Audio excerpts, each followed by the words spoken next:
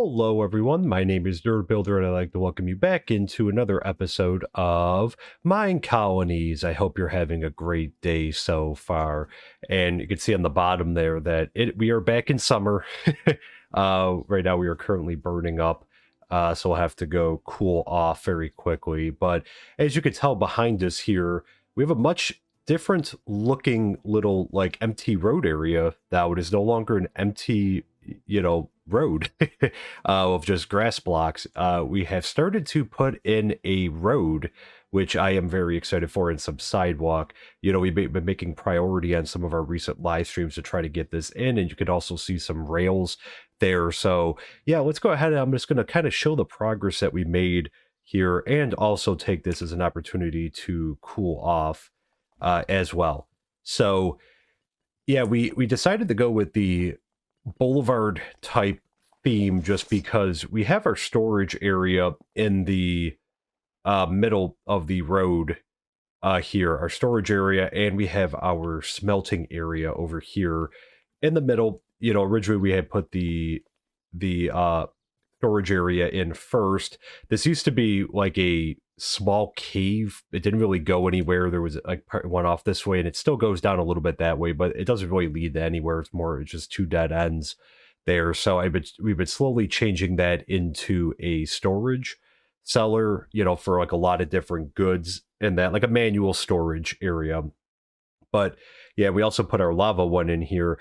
So instead of having to like fill this up and move it, or both, we decided to go with kind of like a boulevard theme for our streets, and I think it actually has turned out very great, because it's nice because you can see the minecart right there that they will use the rails, even though we have an incomplete system. The colonists do seem to favor using the brick pathway here as a pathing way. Like every so often they'll walk out into the street, or you can see right there he's using the minecart to run down a little ways here, but they will stick to the pathing system, which is really, really cool. And you can see Emmy there, who's been doing some terraforming for us, heading on over there. But they do follow the path, which is cool. But I really like the look of this. I wish that the streets were a little bit wider, but just given our circumstance, unfortunately, we can't do that there. But it's a work in progress. We have the brick done on this side of the road, but on this side right here, it ends right here. We're going to have to have it come all the way down. And we have a little bit of work to do over here, but it's really just going to be about moving this farm out of here.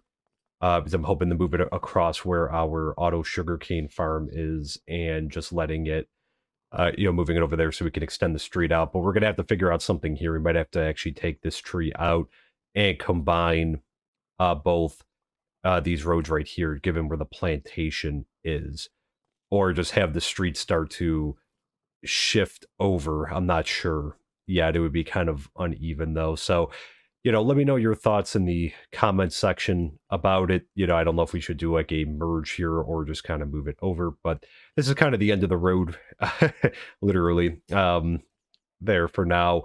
But we are going to do some terraforming over here and get this area up so we could do some more building. We put in some houses over here, but just so we can do some building, because I think we're going to eventually put a combat academy in over here to get some of our younger citizens some training that might end up being the nether miner, or eventually going to becoming a guard.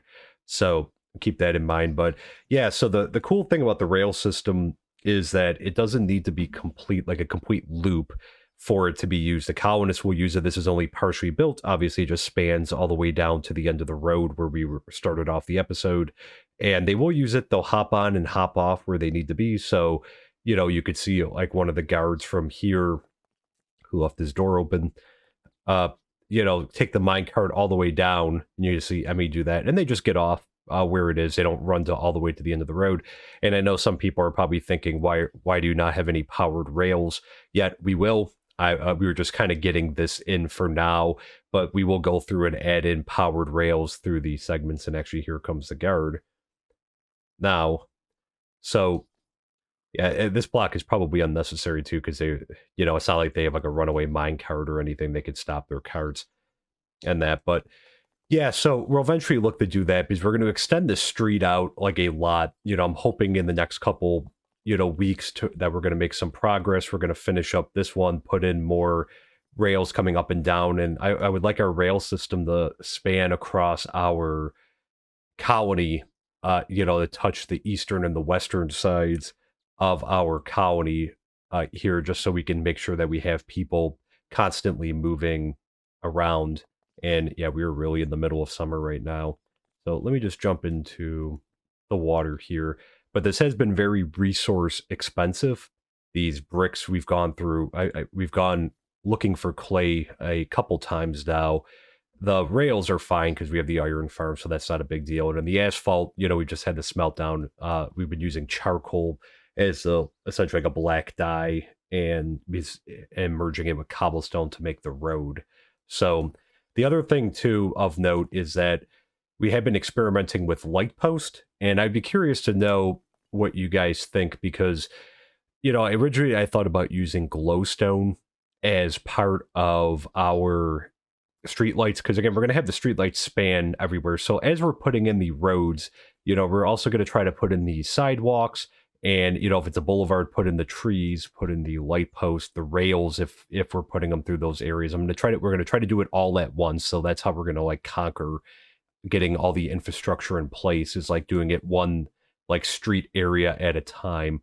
But originally I had thought about using glowstone for the light post, but I'm kind of deciding against that because I love this texture pack, but the one thing is it doesn't look great. I don't think the glowstone, like I think, I like that it has kind of like a yellowish tint, but I'm not that crazy about it. And, we were talking about it on the live stream, and one of the ideas that we came up with was essentially to use like lanterns instead of glowstone. So essentially raising this up a little bit more and then having this up like one more level to like, about 4 up, and then having this like up at this level and then dragging down or having the lanterns come down from there. Because again, it should produce about the same light level, and I think the lanterns are going to look better than the glowstone blocks. If you let me know what you think in the comments, if you like the glowstone look, or if you think that lanterns would be a better idea. But I think we're going to give this a go with like seeing how lanterns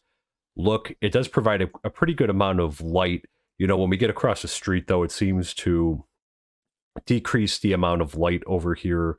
So luckily there are torches on a lot of the buildings that, can kind of help out with that. But, we got to do a better job of lighting up our colony. So yeah, you can see everyone in the afternoon, the evening commute home, heading on out there. So yeah, I'm very excited about this. I've been happy. I think we've made a lot of progress with this, and it's great to see them using all of the rails, heading down, and especially as we expand this area out. And, like I said, we're going to have the street come down this way, but then also on this side over here, we're going to be doing some maneuvers because we're going to put some houses in over here. And then I think we're going to have the street kind of span down this way up to the town hall, and then heading down to our next level there. So let me also, before I do talk about some of the other upgrades and what we've been working on, let's hop up and jump into bed very quickly. The street has taken up a lot of time, but I'm happy that we're like finally doing it, and that I think it looks great. Was there just an Enderman down there? Thought I saw something looking. All right, we're just gonna hop in, and usually, like I said, we do let the colonists sleep. It's just sometimes when I'm recording, I jump in and out, so we don't have to stand there and wait for everyone to get to bed. Was there an Enderman? Okay, maybe we're seeing Ghost. All right, so let's head back out. Let's head back to where we were, because the other thing that we were working on this week is, you could probably tell that the library has gotten massive. Now it's starting to look like a huge library, and the school. So we did upgrade both of them to level 3. The library especially took a lot of books, which really drained us of paper, and that's, so we're basically like out of paper. I just have a little bit more because I had to raid our auto sugarcane farm, and that wasn't even enough. So because we needed, I think, about 60 something bookshelves. So you can imagine, 60 something times 3 books, to make a bookshelf times 3 for the paper. That's what we ended up needing. So, but yeah, so we got the library and the school upgraded because I'm hoping to really make a push to upgrade our housing, the houses that we have at level 1, making sure that we get them up to level 2 at least, and then starting to look to upgrade some of them to level 3. So we have about 30-ish citizens right now.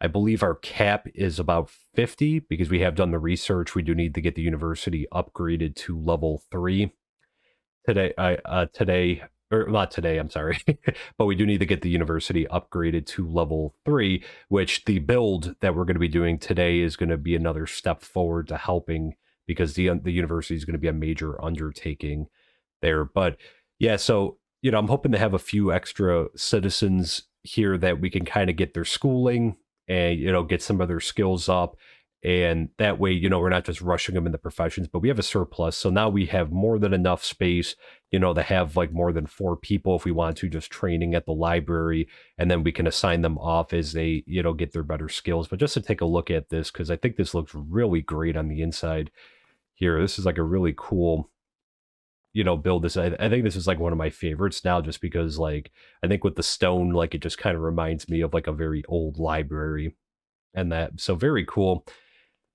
And we have the increased capacity as well, and we got the nice little where the librarians would stand right in here. And I actually set a minimum stock of 64 paper, and it looks like we actually have 64. I think that was in there before we raided everything else. I was trying not to raid from the school or the library for the paper, even though we don't have any citizens right now yet either, because we're at full employment and that. But let's just head on over to the school. I figured we would just do this. Obviously the library, because people are going to spend more time there, because again, like they're only children for so long, but once they become adults and that, they're going to be looking for a profession. So we'll just have them assigned over at the library. But we did upgrade the school as well, and I think this looks really cool on the inside. So we're going to have the increased capacity here. We had to go into the nether and get some nether brick so that we can make the nether brick stairs. So I managed to go in and grab a bunch of that and grab some blaze rods as well, so which we need. But you can see here, same thing. I set the paper at 64 and let's see, 26. So he probably had some, but we're going to have to wait for our plantation to get some more paper. And we're also going to have to check our auto farm and let that run. We're going to have to put a greenhouse over it too, because again, we're only getting functionality for, pretty much like the summer, the late spring, summer, and early fall. So yeah, so these are the 2 upgrades we did up this way. Let's head on down and I'll show some of the other upgrades that we've been working on. I guess I should be following the path. But as I mentioned, eventually we'll have the road coming down this way. We've been doing a little bit of terraforming back here to try to create some more space, which I have a bit more to do here. But we have been doing some upgrading down here as well. Not as many upgrades as we normally do, and I'll explain why in a second. Let's just hop down. So our stone smelter, we did get up to level 3. Here, our ore smelter is up to level 3 as well. But, from the last time we just had it at level 1, we moved to upgrade this very quickly, and let me explain why. So initially, we were having an issue of that, like, stone was not being produced. And, it was taking a long time for it to be produced and for it to be, picked up and then dropped off for our builders, or, to end up in the warehouse so that we could craft it into something for one of the builds. But the thing is, we couldn't figure out why there was such like a delay with it. And part of it is what I think what we figured out was because we use lava buckets as a fuel source. So lava buckets obviously have a longer duration of time and, more you could smelt with it. We have the 3 smelters now, but what our stone smelter was doing was essentially she was, putting in the order. So let's just say we had 2 orders of like 30 each. So she would put 30 into the top there and she would put a lava bucket. Now, the thing is, because I came over and I watched, and she was not pulling the things out of the furnace. So the stone was staying in there almost until the fuel source was out. And then she would pull it out at some point around when the fuel source was almost out. And then she would remove the bucket.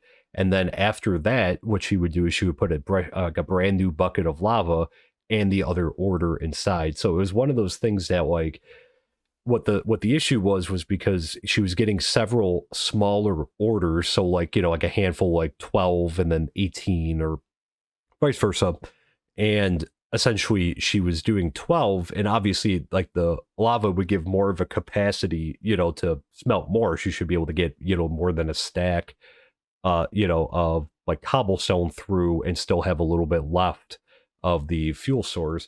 But apparently she doesn't do that. She waits for it to run down, and then she puts a new lava bucket in there with the new order. So something to keep in mind, I guess, for the fuel source. I mean, we're going to keep using lava just because I don't want our stone smelter burning through all of our colonies' wood, and that we do have a lot of wood in the warehouse, but nonetheless, we're going to need it for other stuff in the future. So I don't want her running through and burning up everything. So we're going to keep doing lava buckets. I've been grabbing it from the lava farm and putting it into the stash box and that. So she does have plenty. You can see right there, and there's some stone there and some of the buckets. But just something to keep in mind. And we did a couple things to try to help alleviate it taking so long. So obviously we got this upgraded to level 3. That was the first step that we took. The second step that we took was we set a minimum inventory in the warehouse. So we have a couple stacks of stone in there. So she should get the order every time stone is taken out for something else. If there's not the minimum stacks in the warehouse, she should be delivered cobblestone, and she should be replacing the amount that was taken out. So I kind of figured, because that way we're not waiting on her to smelt everything down. We'll have a minimum stock of the good in the warehouse, and that way, when we need it for building purposes, or, for our project today, what we're going to be doing, we could use it for that. It's not going to be such a backlog. And then, the third thing was I essentially just let this run for a while. I just kind of sat back and let this run for about like an hour or two, and it cleared up a lot of the issues, not only with like the couriers, but with getting enough stone in the warehouse. So we haven't had any issues since. And now that we have 3 furnaces, I think that's going to help a lot, with it. But yeah, so it's something to keep in mind about the fuel source that you pick. So as I mentioned, the ore smelter here is up to level 3. We got that up there because we needed that for the stone smelter. And then the other thing here is we did get the blacksmith up to level 3 as well, and taught a few more formulas here too. So we're up to 19. We still have some room for more. I was pretty much just filling out iron since we have so much iron and the guards need it, and there's a lot of different uses for it. So, making sure they're in. And what we did too is we set a minimum inventory at all the work buildings for the relevant tools that they need. That way they always have backup tools, so they're not standing around. Because again, like, them not having the necessary tools does lower happiness, and that, so they're never going to be just standing around. They're always going to have tools. And then, they each one has like an inventory of like, they have to keep 3 in their like chest area. So if it falls below that, they should be putting it in order, which our blacksmith will make. But you can see here we've added a few more formulas, and one of the big ones was the discovery that the blacksmith could craft racks, because we need racks for almost like every build or upgrade that we do, it seems like. So the fact that she coming in here, yeah, she is. Oh, excuse me. So it looks like actually about to see a work in progress, it would appear here. But yeah, so yep, okay, so an axe. That makes sense. But yeah, so that's been working well. And we also upgraded our courier's hut, which you could see right over there. And the other new development, which I can't remember if I touched on it in the last episode or not, but I know I touched on it during the live stream, was I installed a new mod called chunk loaders. I'll have the link on the Discord, but it's called chunk loaders. And essentially what chunk loaders does is it allows a certain area of the map to remain active even when you're not in that area. Because remember, the way that Minecraft works is that the spawn area of the world will remain active, and then the defined radius that you have around you based on your sliders will remain active, but everything else in between is stagnant. It doesn't, things do not move unless you're in that vicinity. What the chunk loaders does is it keeps that area alive, like functional and working. So that way things will tick. So like crops will grow, auto farms will work, vice versa. So what we did is we went ahead and we installed the pack and we crafted the necessary chunk loaders, which I'll show since we have a crafting table right over here.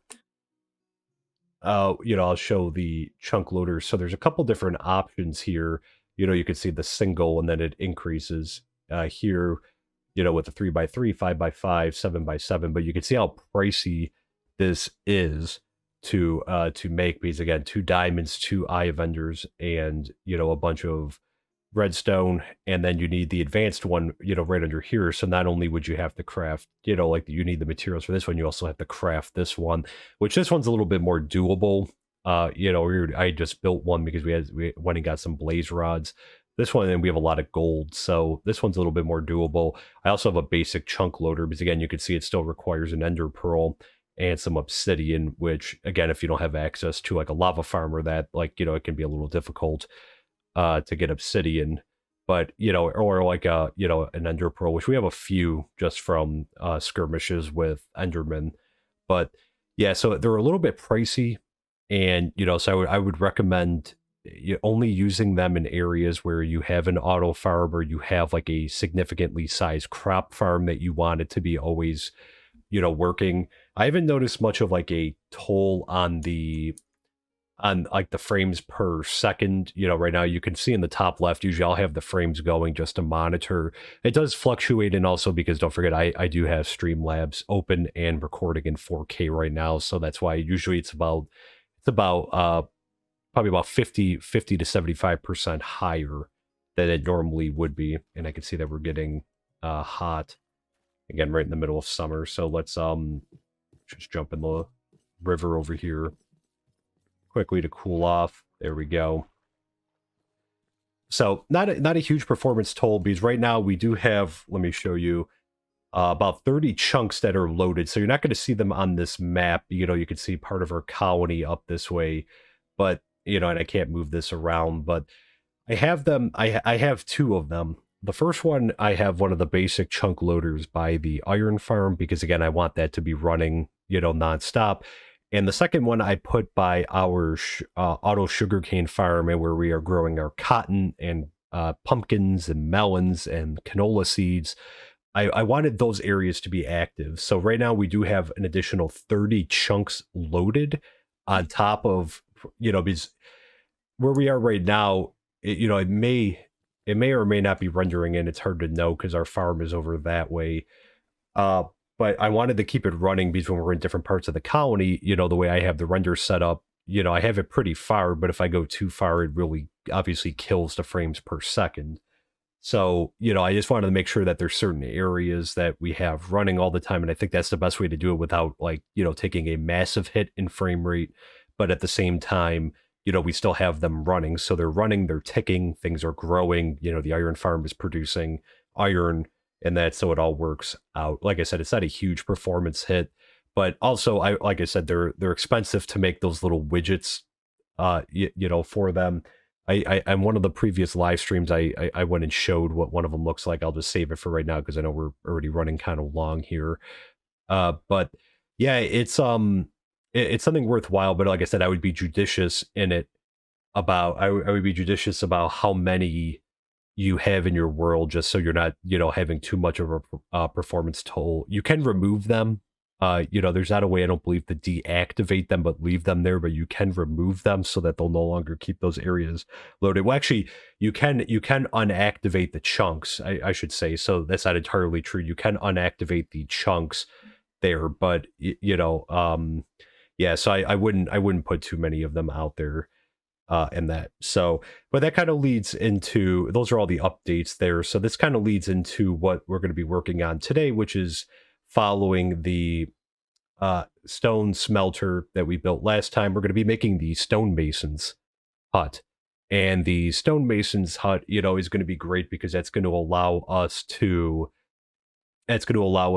like pretty much auto craft a lot of stone, cobblestone, and other types of stone-esque materials automatically without our intervention. So, I mean, the whole thing behind it is, again, our miner should be coming up even with cobblestone and putting them like in the warehouse, and then as needed, the stone smelter should be smelting them down into stone, and then they should be heading over to our stonemason for crafting at that point, and then it should get brought over to the builder. So really starting to see the supply chain start to take shape here. So it's something to it's something I think that's going to make a huge difference. So let's head on over to our crafting table, and I'll talk a little bit more about it, and we'll craft the block. So as I mentioned, we're going to be continuing along with our continuation of trying to make building and constructing a little bit easier to do. The last time we had put up the stone smelter, which has been great so far. We've gotten it upgraded. I've been very happy that we've been able to get it upgraded. And I think today we're going to continue on, and we're going to move forward with a stonemason's hut. So the stonemason's hut cannot be built until you have a level 1 blacksmith, which we've had that for a little while, and have finished the research in the university, which we did finish up, I think, a couple weeks ago. So we've had the research done for a little while now. And why I wanted to do the stonemason's hut is because the stonemason allows for 3x3 recipes to be crafted now, which again, we don't have anyone that can craft like stone recipes on a 3x3 grid right now. So this is going to open up, for pretty much all of the slabs and everything else that we need. It's going to open it up. So the stonemason's hut is basically going to focus on stone, on like stone-like items. So they're going to be able to craft things out of cobblestone, out of stone, andesite, diorite, granite, quartz, purpur, which I haven't heard of purpur before there, but nether bricks, prismarine sandstone, blackstone, basalt, and or ores. But they make the distinction on the wiki to say no ingots or redstone items. And they indicated as well that the stonemason can also craft endstone from cobblestone and an ender pearl, but only if you have completed the Know the End research in the university, which for us, we're not gonna need that, since we do have the stonemasons, so we won't really have to worry about that there. But the stonemason will only work when they receive a request from another worker and have the needed materials. So again, like I believe probably what's going to happen is, for example, the builder will put in a request for a certain, like a certain item, so stone bricks. So I'm guessing here that our stonemason, will make a request for stone, which will trigger our smelter to smelt some stone up so that they can craft it. So kind of, we're kind of evolving in our way of, production chain, supply chain, production chain. And that is now we're moving up to like finished products, which, I'm happy about. This is going to help with the building a lot. And we're gonna have to teach the stonemason the different recipes that we want the stonemason to make. So, the higher up the stonemason's hut goes, the more recipes that we can have. So at a building level 1, we'll be able to have 10. At a building level 2, 20, 3, 40, 4, 85, 160, which, I mean, we're probably gonna burn through these 10 recipes extremely, extremely fast, I would think, here, because there's a lot of different items that can be crafted. But again, we're only focusing on stone items, so nothing out of wood or that. So in order to make the block, let's go ahead here and let's put some put some wood. I'm sorry, on the sides here. We're actually going to take these ones out, and what we're going to do is we're going to put stone bricks in the middle there and put our build tool up top, and we can see the stonemason hut here. So yeah, so three oak planks on the bottom, the 2 on the top, 3 stone bricks across the middle, and then the build tool. But we can go ahead and we can grab that. And yeah, so we're actually going to place it right over here. I think this is like a pretty good space right over here. So again, as always, when we place this down, there's going to be a little bit of a flash, just, you know, the way that it is. So if you are sensitive to that, now's a good time to look away and that. But let's go ahead and place this down and see how big this is. And again, I was doing a little bit more terraforming, so that's why that was open. And I think we'll go with the stone one. That's fitting for a stone, like a stone, like, you know, a StoneMason to have a wooden hut. So let's see if we can fit this here.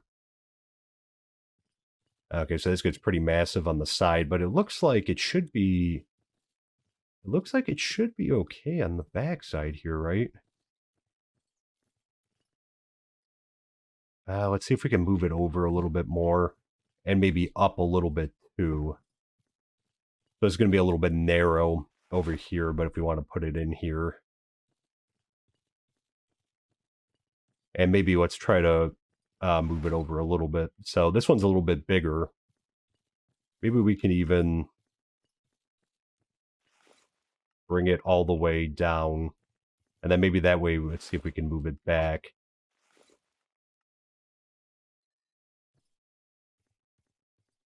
There we go.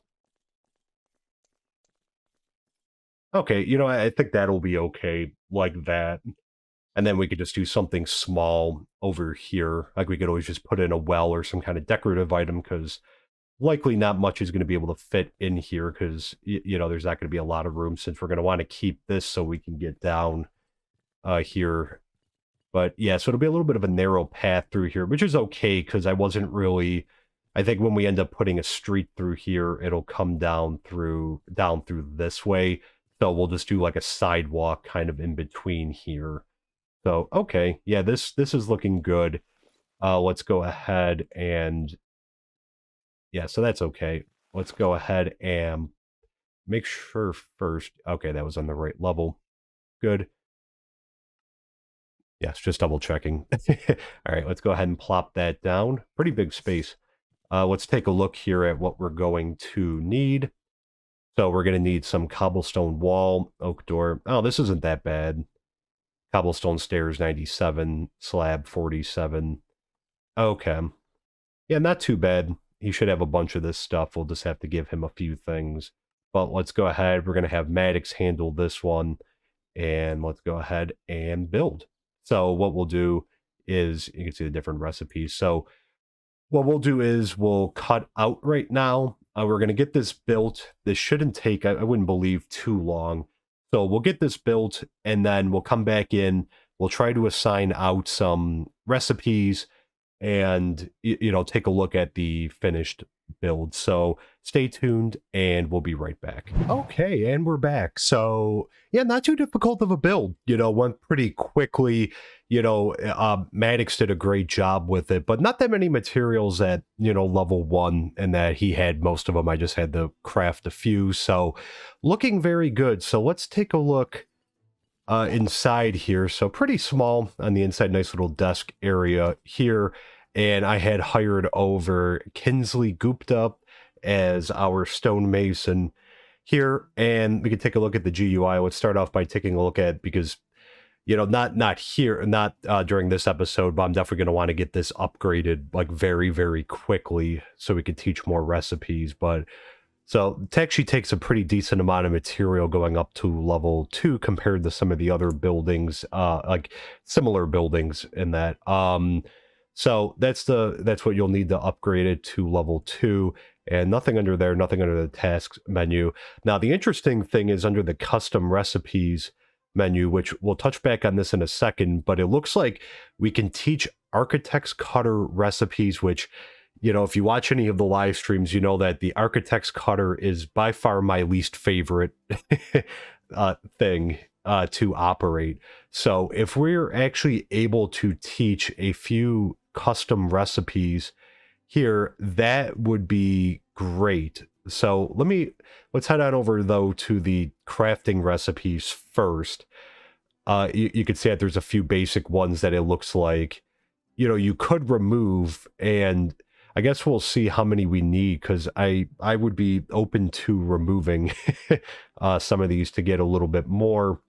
But let's see, do I have... I want to go across here like this. So stone, yeah, stone slab. So just one of them, for example, there, because I know that was something that, we could use those a lot. Let's teach also cobblestone slabs there.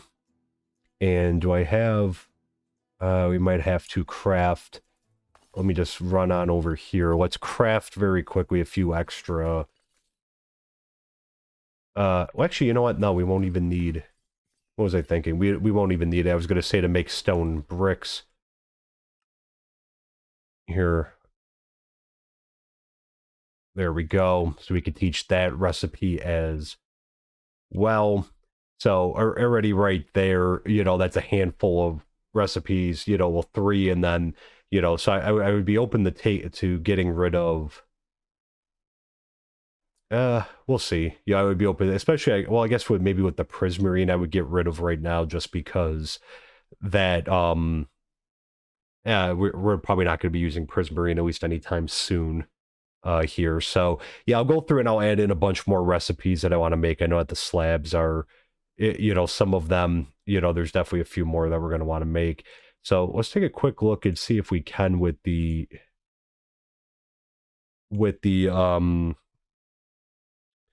uh, the, let's see. Okay, so oak planks. I'm curious how this is going to work. And then input 2, let's put cobblestone, because we need these a lot. Okay, great. And then there's the framed one. This is what I was looking for, because our miner can only always use the framed ones. And wow, can they learn like all of these different, like, do they do, let's see.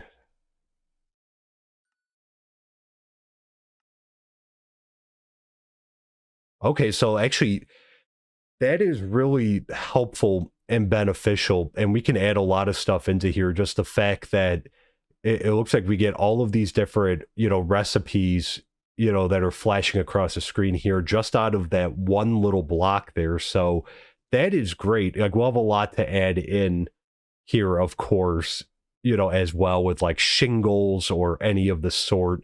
But this is great because the miner always needs cobblestone. It always needs it always needs these type of like the double cross planks. Now, can I teach? I'm not sure if I would need to teach. Can I? Let's see if they'll accept this. Okay, so unable to store recipes. So I almost wonder if we're going to have that broken down. Ooh. I want to, let's quickly run and sleep before we finish up here. But yeah, I think, I'll have to do a little bit more investigating into this because I'm not sure, because I'm not sure where they're going to get wooden planks from. There, so because that's I don't know if I'll just have to break a bunch down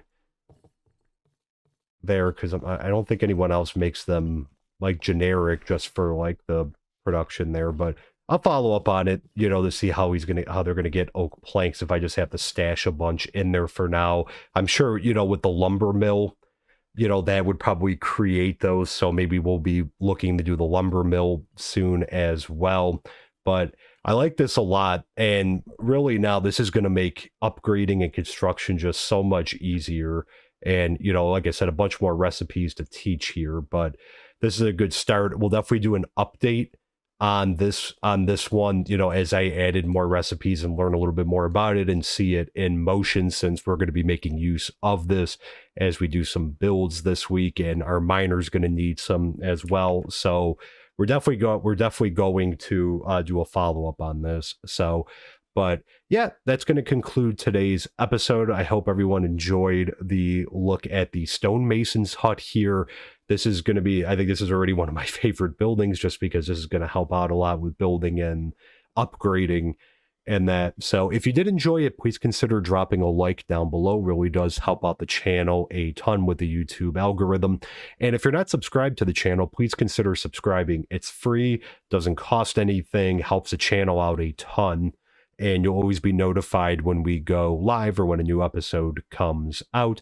And if you have a Discord, please consider jumping onto our Discord. The invitation link is in the About Me section there, there you can suggest any future builds, ask any questions about the specific world or mine colonies in general, and people in our community will be happy to help you, and I'll help where I can as well.